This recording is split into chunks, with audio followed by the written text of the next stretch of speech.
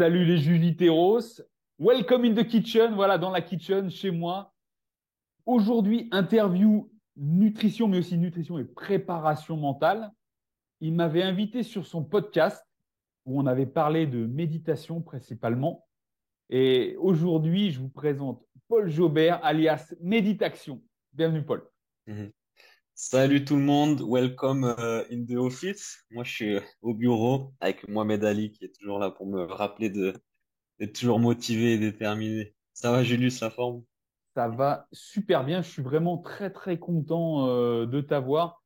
C'est pas seulement un retour d'ascenseur, tu vois, comme je l'ai dit avant, tu m'avais invité sur ton podcast et on pourrait toujours Mhm. se dire, ah ben il m'a invité, donc je vais l'inviter. Non, c'est pas du tout ça. Moi, je marche pas comme ça. Moi, je t'invite vraiment parce que depuis que toi, enfin, depuis que je suis arrivé sur ton podcast, toi, tu t'es bien développé. Et j'ai bien suivi ce que tu faisais et tu as été invité par des clubs de jiu-jitsu brésilien, entre autres, de judo, Mhm. pour parler préparation mentale et au-delà.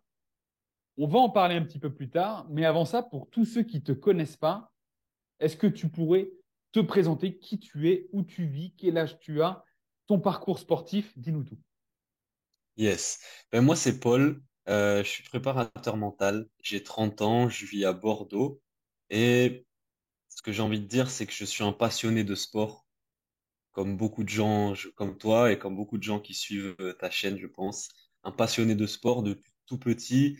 J'ai commencé par le judo, comme beaucoup de petits garçons français, non, qui étaient un peu remuants, qui étaient pleins d'énergie, et que voilà, les parents ont mis au judo pour les canaliser.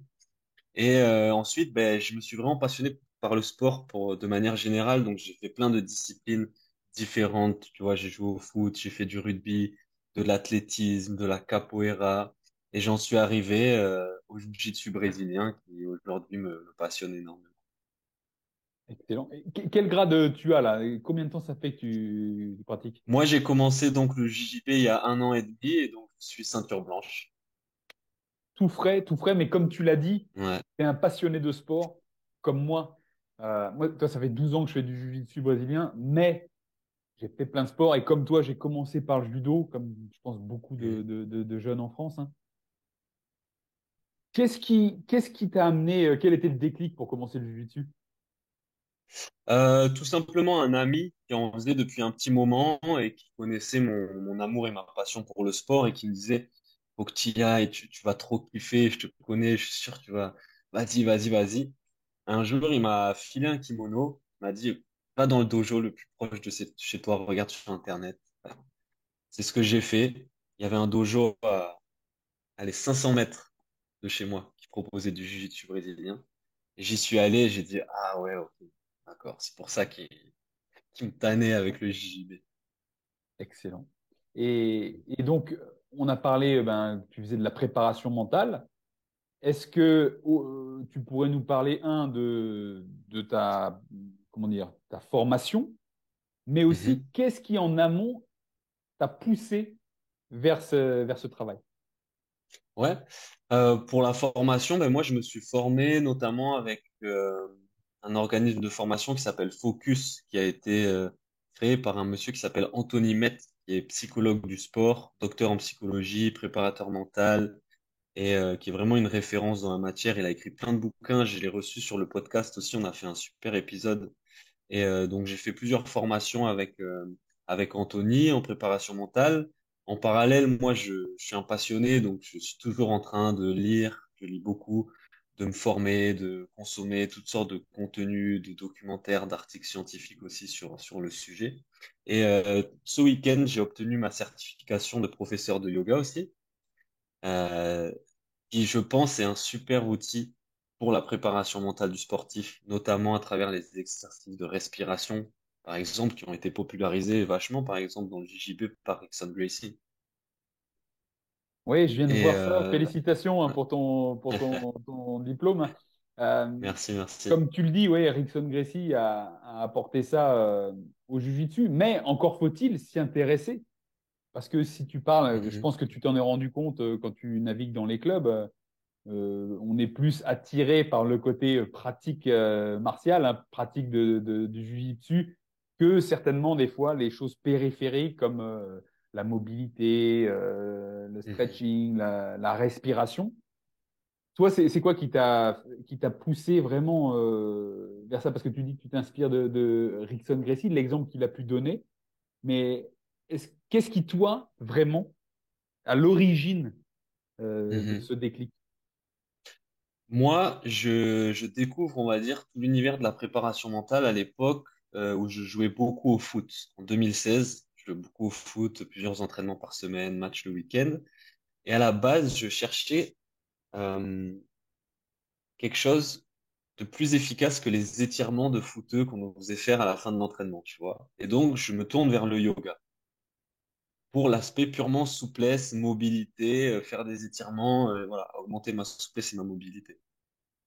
Et je me rends compte qu'en fait, il y a tout cet aspect respiration, gestion du calme, de la concentration, et qu'après une séance de yoga, en fait, je me sens calme, je me sens concentré, et petit à petit, ça a des effets plus importants que juste améliorer ma souplesse et ma mobilité. Donc, je commence à m'intéresser à la méditation et plus globalement à cette discipline qu'on appelle la préparation mentale et la psychologie du sport. Et petit à petit, je me rends compte qu'il y a une infinité de choses qui existent derrière ça. Mais la porte a été ça, hein. Une application de yoga tout simplement sur le téléphone parce que je voulais être plus souple et plus mobile. Qui m'a ouvert les portes de la dimension mentale dans la pratique sportive. Comme quoi, hein, rien que un petit, comment dire, tu dévis d'un degré dans ta vie et d'un seul coup, avec Mm. le temps, ça t'ouvre des portes vraiment Ouais. auxquelles tu n'aurais pas pensé avant. Et tu vois, comme quoi, juste le côté, ben, je veux développer ma souplesse, ma mobilité, tu pars après sur la respiration, méditation, préparation mentale. C'est pour ça Mhm. qu'il faut jamais se fermer les portes et toujours explorer. Je pense que c'est le Ouais. meilleur moyen de se développer dans la vie, c'est d'aller expérimenter un petit peu à droite à gauche, même sur des sujets qu'on maîtrise pas forcément. Et surtout, justement, je dirais sur des sujets qu'on maîtrise pas forcément. Mm. Paul, on reviendra un petit peu sur tout ce qui est préparation mentale, méditation après. J'aimerais qu'on parle pendant un petit moment de l'alimentation. Comme tu Yes. dis que tu as fait du sport depuis que tu es jeune, hein, depuis l'enfance, est-ce que Mhm. tu pourrais me Mhm. parler de ton évolution dans l'alimentation, depuis que tu es enfant Ouais. jusqu'à ta pratique maintenant? Ouais. Euh, la nutrition ou l'alimentation a toujours occupé une place importante, je pense, dans ma vie, dans la culture aussi. Et j'ai toujours été plutôt bon mangeur, gourmand, mais pas non plus en excès. Mais après, c'est vrai que le sport a beaucoup dicté mon alimentation. Et plus je me suis investi dans ma pratique sportive, plus j'ai été en recherche euh, de performance, mais pas que de bien-être aussi, et ben, plus l'aspect nutrition en fait a été important à prendre en compte et à paramétrer et à maîtriser et à réfléchir. Donc j'ai testé plein de trucs. Ça aussi, on parlait de curiosité, j'ai testé. J'ai testé un régime plant-based vegan pendant 6 mois, été végétarien. J'ai testé de parfois retirer tel aliment, tel aliment. Et aujourd'hui, j'ai l'impression d'arriver à une forme d'équilibre où je sais ce que je peux manger, ce que je peux pas manger ou ce qu'il faut que j'évite pour être dans un niveau d'énergie, moi, ce que je recherche plutôt, un niveau d'énergie et de santé optimal. J'adore. J'adore parce que Mhm. c'est vraiment les principes que moi je prône, hein. Tester les choses pour voir si ça Mhm. nous convient, et même au-delà de savoir si ça nous convient, tester pour tester, voir ce que ça peut apporter, voir les portes que ça peut t'ouvrir, cet élargissement de l'esprit, et puis ensuite petit à petit voir ce qui nous convient et faire notre propre sauce. Et comme tu le dis Mhm. aussi, pendant un temps, éliminer tel aliment, le réintégrer. Eh ben oui, parce qu'en fait, c'est comme on a tendance à dire, manger des fruits et légumes de saison. En fait, c'est ça, c'est faire des cycles dans son Mhm. alimentation. Et si on regarde le panier de courses moyen des gens, en fait, il va être général, toujours le même. Tu vois, et Ouais. on manque de diversité. On manque de diversité. Donc ça, c'est vraiment cool que tu aies partagé ça. Est-ce que les gens avec lesquels tu travailles dans le cadre de la préparation mentale, tu leur parles de ça, de l'alimentation, de la nutrition et de l'impact que ça pourrait avoir sur le fonctionnement cérébral et... et tout ce que tu fais? Hum, Alors moi, je me charge plutôt d'être vigilant s'il peut y avoir une problématique à ce niveau-là, tu vois, notamment dans les sports de combat et dans les sports de poids, et même dans le sport en général, où ben, on peut retrouver pas mal de troubles du comportement alimentaire et tout ça. Donc moi, mon rôle, c'est peut-être d'être vigilant par rapport à ça, d'identifier, et ensuite ben, de réorienter, parce que moi, c'est pas mon métier d'accompagner des sportifs sur l'aspect nutrition et alimentaire. Donc, bien sûr, ça fait partie des discussions parce que c'est un des piliers de la performance sportive, et nous, on est dans une recherche d'optimisation. Mais après, moi, je vais plutôt réorienter qu'accompagner vraiment les sportifs sur cette question-là. Ouais, très bien, très bien. Ouais, bah, comme on dit, chacun son métier. On sait Ouais, que c'est ouais. important, on va l'aborder, mais après, chacun son métier. Je suis d'accord. Mm. Je voulais poser la question parce que moi, je bosse avec des sportifs, des clients, que ce soit des sportifs ou non sportifs, hein, d'ailleurs, il y en a pas mal qui, des fois, me disent, ouais, j'ai la tête dans le brouillard, j'ai du mal à me concentrer, j'ai du mal à me focaliser sur quelque chose. Et souvent, alors bien évidemment, on sait que ça peut venir des fois du sommeil, du manque d'hydratation, Mhm. mais bien souvent, ça peut venir aussi d'une alimentation qui n'est pas adaptée, que ce soit en termes de qualité ou de quantité de certains. Enfin, voilà, la qualité et la Ouais. quantité d'aliments. On va parler, Paul, maintenant un petit peu plus de ce que tu fais en termes de préparation mentale. Et avant toute chose, quel type de sportif tu accompagnes? Alors, en ce moment, c'est surtout des pratiquants de jiu-jitsu brésilien. Ouais, Mais tu vois, j'accompagne aussi en ce moment un kayakiste.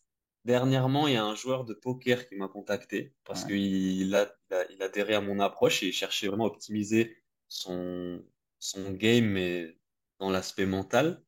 Après, j'ai accompagné pas mal de judoka, un peu de combattants de MMA aussi. Ok. Mais ça peut être moi, enfin, ça peut être toutes sortes de projets sportifs. Après, c'est vrai que moi, je me passionne par le jiu-jitsu brésilien et les arts martiaux en général, donc je me retrouve bien là-dessus.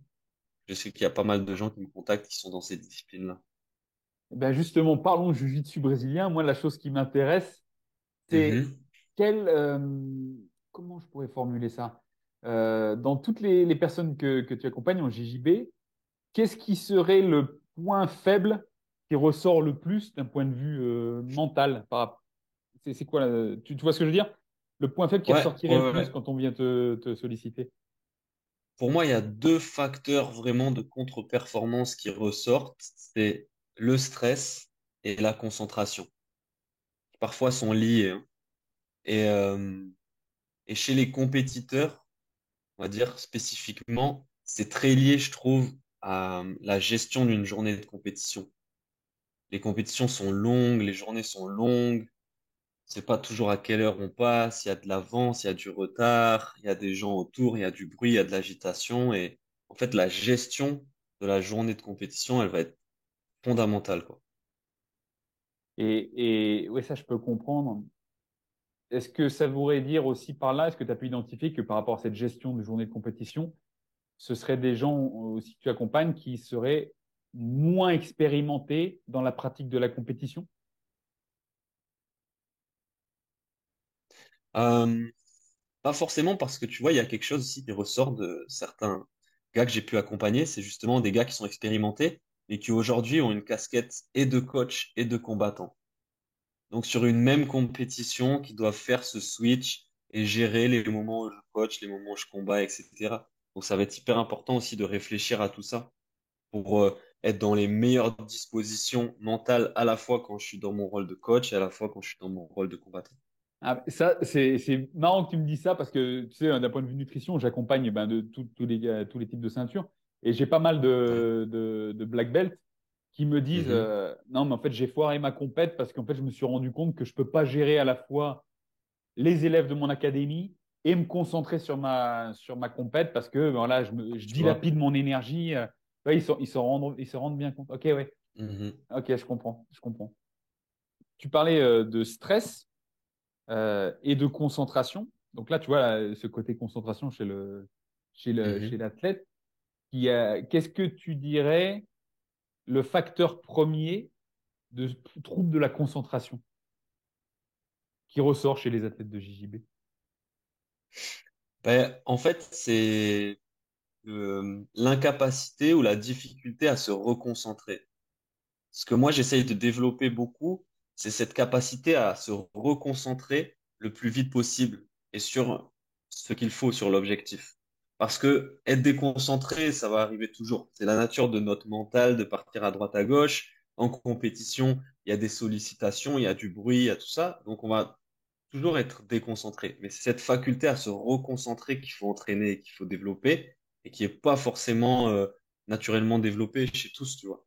C'est vraiment un entraînement. Ok. Et est-ce que tu pourrais nous donner un exemple? On va pas dire tout ce que tu fais, bien évidemment, parce qu'il faut que les Ouais. gens aussi ils Ben, fassent la démarche de te solliciter. Mais qu'est-ce que tu aurais, toi, comme conseil à donner justement pour avoir cette faculté de reconcentration? pour moi, the outil pour entraîner ses capacités attentionnelles et sa capacité de déconcentration, reconcentration, c'est la méditation.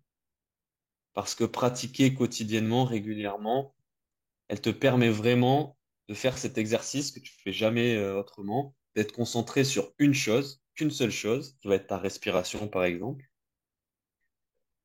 Et donc, dès lors, tu te rends très vite compte que ta concentration, elle va à gauche, à droite, et tu dois faire cet effort de revenir à ta respiration. Et tu fais des allers-retours, des va-et-vient. Comme quand tu fais un curl, hein, tu remontes, tu descends, tu remontes, tu descends, tu muscles ton biceps. Et là, tu muscles ce muscle de la concentration en faisant ces va-et-vient, reconcentration, déconcentration, reconcentration.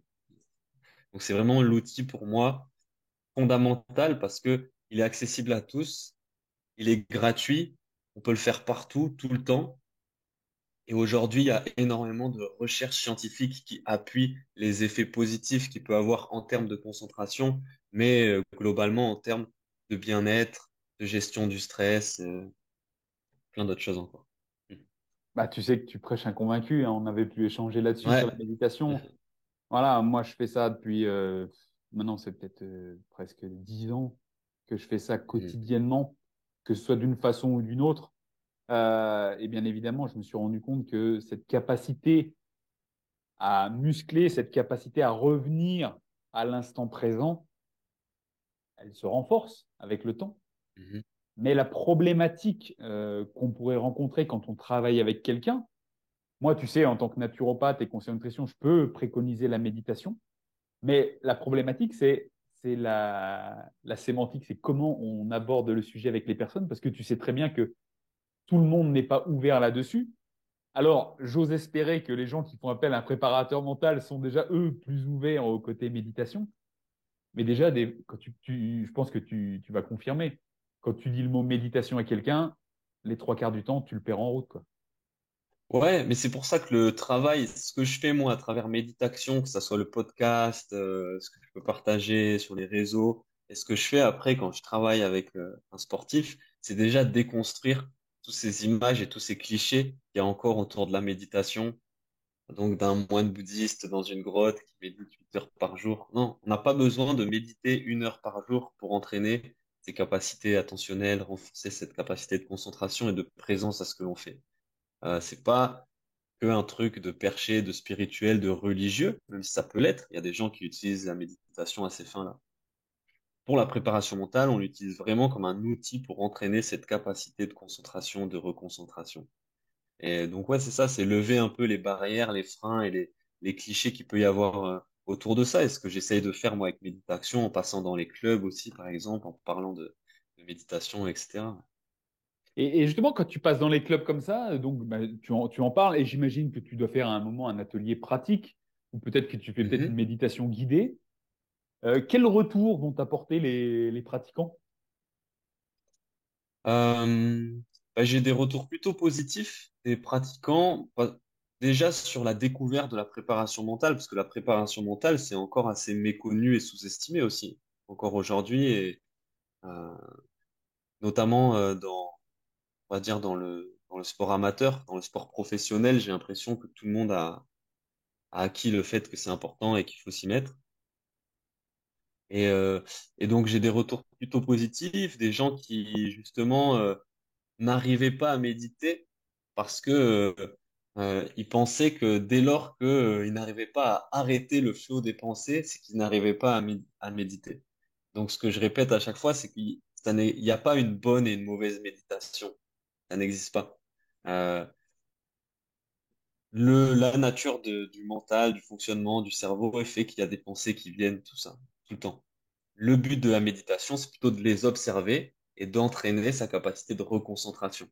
Mais on peut pas arrêter le flot des pensées. C'est comme je te disais, je vais essayer d'arrêter mon foie, je vais essayer d'arrêter mon cœur ou mon estomac. Non, on peut pas l'arrêter. Ouais, ça me fait, ouais, je suis tout à fait d'accord avec toi. Et ça me fait marrer, mais ça met en exergue cette faculté, ou comment dire, cette peur de l'échec qu'on a beaucoup en France. Tu vois, se dire, OK, je suis pas capable de méditer parce que j'arrive pas à arrêter mes pensées. Mais en fait, tu vois, je n'arrive pas à. Tu vois, on voit ce côté négatif, Mhm, néfaste, et on se dévalorise. Alors qu'en fait, comme tu le dis si bien, en fait, le but n'est pas forcément d'arrêter le flot de pensée parce que ça n'arrivera jamais. C'est tout simplement d'identifier qu'on est parti, on est parti dans une pensée, dire OK, je reviens à ma respiration ou à la sensation de mon corps dans mon t-shirt, tu vois. C'est ici et maintenant. Et puis peut-être que 3 secondes plus tard, eh ben, mon esprit va partir ailleurs, mais j'ai identifié que j'étais ouais, parti, je reviens. Et c'est ça, pour mhm, celles et ceux qui nous écoutent, c'est ça la méditation au final. C'est mhm. identifier qu'on est parti et qu'on revient. C'est là, c'est comme tu disais, le Ouais. cœur. Ah, je suis parti, hop, je te ramène. Voilà. Et j'imagine que tu le dis aussi, mais moi, il y a des jours où j'ai peut-être pas beaucoup de pensées, j'arrive bien à faire ce travail. Et il y a des jours, c'est la furie totale. T'es pris, t'es emporté à gauche, à droite. Voilà. C'est ça qui est bien, c'est que tous les jours, tu peux faire cet exercice-là et prendre la température un peu de ton mental, la température intérieure, voir est-ce qu'il y a beaucoup de pensées, est-ce que c'est dur de me concentrer, ou est-ce que c'est plutôt cool, c'est plutôt calme. Euh, Est-ce que tu aurais justement un conseil sur ce que je viens de dire, tu vois, la personne et ce qu'on vient d'évoquer? Mhm. Est-ce que tu aurais un conseil pour cette personne qui essaye de méditer et qui, ben, merde, j'arrive pas à me concentrer ou j'ai l'esprit, mais en fait, qu'est-ce que tu peux lui dire, là, franchement, avec tes mots, pour dire, OK, c'est pas grave, tu es dans l'apprentissage, qu'est-ce que tu lui dirais? Ouais, ben je lui dirais que, en fait, toi, moi, qui peut-être méditons depuis longtemps, ça nous arrive encore aujourd'hui tous les matins quand on fait cette méditation et qu'il n'y a pas de bonne ou de mauvaise méditation. C'est normal d'être détourné. C'est vraiment le but de la méditation même, d'observer, de se rendre compte que notre concentration est assez limitée et que très vite, on va être happé par une pensée, une émotion, un bruit, que sais-je, une sensation. Et peut-être pour commencer, ben, commencer par des durées très courtes, hein, parce que moi j'ai commencé par 2 minutes, 3 minutes, et ça me paraissait une éternité au début. Mais rien que le faire 2, 3 minutes, si je le fais tous les jours, en fait c'est ça qui aura le plus de résultats. Tout à l'heure, tu me disais que les deux grands problèmes chez les pratiquants de jiu-jitsu que tu suivais au niveau des compétitions, c'était à la fois enfin, la perte de concentration et le stress. Mhm. Euh, Quelles sont les sources de stress principales que tu as pu identifier avec les athlètes que tu suis? Alors les facteurs de stress, pour moi, ils sont biologiques, psychologiques, environnementaux et sociaux. Si on reprend l'exemple d'une compétition de JJB, le biologique, ben, c'est tout ce qui est physique. Euh, Est-ce que justement j'ai bien mangé? Est-ce que j'ai bien dormi? Est-ce que ma température corporelle est OK? Voilà. Est-ce que je me sens bien dans le kimono aussi, etc. Tout l'aspect biologique. L'aspect psychologique, ben, c'est vraiment le mental, les pensées, mon discours interne et tout l'impact que ça peut avoir justement sur mon stress. L'environnemental, ben, c'est la salle de compétition dans laquelle il y a du bruit, il y a du monde, euh, il y a plein d'agitation, il y a plein de distractions, etc. Et le social, ben, c'est est-ce que je suis bien entouré? Est-ce que je suis avec mes coachs? Est-ce que je suis avec mon équipe? Est-ce qu'il y a des proches? Au contraire, tu sais, souvent j'entends dire ouais, mais j'essaye de voir contre qui je vais combattre. quand je suis dans le carré d'attente, tu vois, il y a des regards et tout ça, donc il y a plein de monde et c'est tout cet aspect-là aussi qui peut générer du stress. Ouais. Ok. Et comment tu abordes le travail de cette gestion du stress avec tes athlètes vis-à-vis de ces sources, de ces facteurs? Ouais. Pour la gestion du stress, il y a plusieurs stratégies possibles.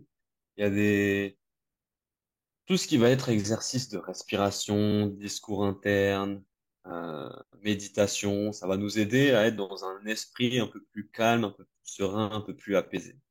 Maintenant, vraiment, ce sur quoi j'insiste à chaque fois, c'est augmenter son sentiment de maîtrise sur les choses et sur la compétition. C'est-à-dire se préparer, s'organiser, planifier, réfléchir, tout ce qui peut être en mon pouvoir. Tout ce qui dépend de moi, je dois le réfléchir, le maîtriser, le programmer, le planifier.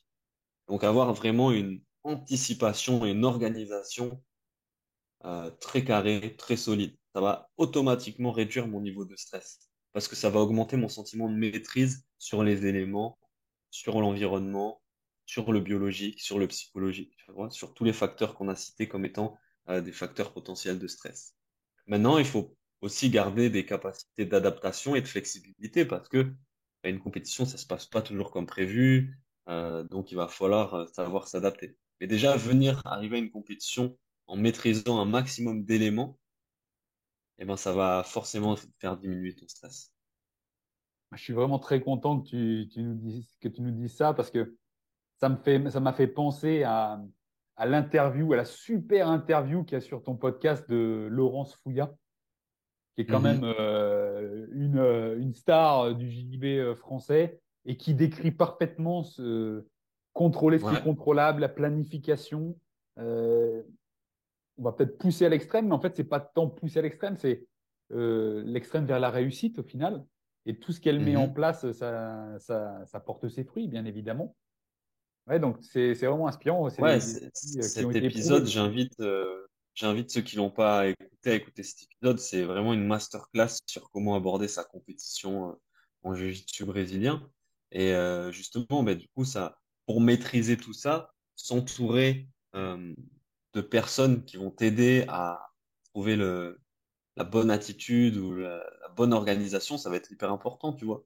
Sur comment gérer ta nutrition sur une journée de compétition, ben, il faut t'entourer de quelqu'un qui peut te guider dans ce travail-là. Comment gérer l'aspect mental, comment gérer l'aspect physique, pour vraiment arriver solide, carré, tout est organisé, tout est planifié, tout est réfléchi, et au moins tu peux vivre ta compétition de manière plus sereine et plus apaisée. Et ça, c'est vraiment bien. Et d'un autre côté, tu vois, tout ce dont on parle, euh, ça me fait penser c'est un peu un choc, tu vois, parce que, comme tu le disais au début, tu dis, oui, les athlètes de haut niveau ont déjà mis en place ça, tu vois, la Mhm. nutrition, dans la grande partie, la nutrition, la préparation mentale. Mais on voit maintenant de plus en plus qu'il y a beaucoup d'amateurs qui font ça. Est-ce que les pratiquants amateurs qui te sollicitent t'ont rapporté que le travail qu'ils faisaient pour les compétitions, le travail qu'ils faisaient avec toi pour les compétitions, avait également un impact pour leur quotidien? Ouais, et vice-versa. Le stress quotidien, on n'en a pas parlé, mais le stress quotidien a un impact énorme sur la performance sportive aussi. Donc, l'idée de la préparation mentale, c'est vraiment de trouver un équilibre entre performance et bien-être. Parce que un sportif qui sera pas équilibré personnellement, qui sera malheureux, qui sera stressé dans sa vie quotidienne, eh ben, ça va forcément nuire à ses performances sportives.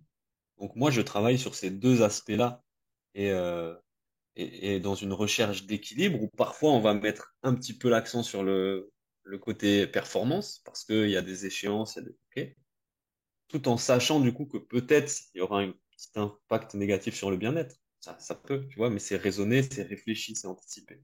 Et parfois, l'accent est vraiment mis sur le bien-être parce que c'est ce sur quoi on a besoin de travailler là euh, en priorité pour pouvoir augmenter les performances de la tête. Ok. Tout à l'heure, tu as évoqué les troubles du comportement alimentaire qui sont vraiment Mhm. très présents dans les sports de combat et tout ce qui est sport à gestion et à catégorie de poids. Ouais. Est-ce que ça, t'en rencontres souvent des personnes dans ce cas-là? J'en rencontre Après, c'est pas une majorité, je t'avoue. Pour moi, encore aujourd'hui, c'est pas une majorité parce que, contrairement à toi, peut-être, les gens viennent pas me solliciter pour cette question-là. Ouais. Tu vois. Là Alors, où, quand on... je vais tourner ma question différemment. Ouais. Est-ce que par rapport à cette gestion du stress et de préparation mentale, les gens vont t'inclure comme source de stress le fait de devoir être au poids euh, pour la pesée pour une compétition? Ah, ça oui. Ouais. Les combattants, que ce soit en jiu-jitsu brésilien et judo, sont des gens qui se pèsent tout le temps. Je le vois, j'ai eu la chance d'accompagner des jeunes judokas de haut niveau. Après chaque entraînement, on se pèse. Avant chaque entraînement, on se pèse. À l'approche des compétitions, on se pèse tout le temps. Donc, tu vois la préoccupation déjà rien que dans le comportement. Tu vois cette préoccupation. Tu vois très bien. Ok. Je voulais savoir parce que c'est oui, c'est vraiment quelque chose. Moi, bah, comme je suis en plein dedans au niveau de mon boulot, on me dit souvent, ouais, enfin, ça me stresse. Enfin, tu sais que c'est entré dans Mhm. le langage commun de dire ça, Ouais. mais ouais, la pesée, la pesée. Et toi, est-ce que, par exemple, tu as pensé à des protocoles de gestion du stress vis-à-vis de ça, vis-à-vis de la pesée, à l'avenir, vu que tu accompagnes pas Eh mal ben, de gens dans ces sports? eh ben ouais, vis-à-vis de ça, encore une fois, ça va être augmenter son sentiment de maîtrise et devenir vraiment acteur de sa pratique dans tous les aspects. Donc, euh, autant je suis hyper engagé dans mon entraînement technique, dans mon engagement, dans mon entraînement physique, mais il faut que je sois aussi engagé dans ma préparation mentale et il faut que je sois aussi engagé dans ma nutrition. Donc le fait de bosser par exemple avec un nutritionniste, un spécialiste de ces questions-là de nutrition, etc., eh ben, ça va te permettre justement d'avoir accès à des protocoles, une organisation, une réflexion qui est vraiment adaptée à tes besoins et donc de forcément diminuer ton stress par rapport à ça parce que c'est réfléchi, c'est pensé, c'est organisé. Tu vois que tu as des résultats petit à petit, tu vois. Donc, encore une fois, devenir acteur de sa pratique et s'entourer des personnes qui pourront t'aider dans les aspects dont tu as besoin. Ouais, très bien. Très, très bien. Mais tu vois, c'est des approches complémentaires, hein, ce qu'on fait, hein, bien évidemment, hein, Mhm. chacun dans son domaine. Et toi, d'ailleurs, est-ce que quand tu identifies un problème que tu ne peux pas résoudre, est-ce que tu conseilles de toi-même à ton athlète d'aller voir un spécialiste, Ah peu ben importe le oui, domaine, ouais? automatiquement. Il y a Purple Belt Kitchen, il y a d'autres nutritionnistes, spécialistes de cette question que je peux connaître par exemple sur Bordeaux. Donc, tu vois, l'importance d'avoir un réseau aussi pour pouvoir orienter l'athlète en fonction de ses besoins parce que moi, mon truc, c'est la préparation mentale, mais voilà, parfois, il y a besoin d'un suivi en nutrition, il y a besoin d'un suivi médical, un suivi psychologique aussi. Donc, tu vois, c'est important d'avoir un réseau pour orienter. Ok.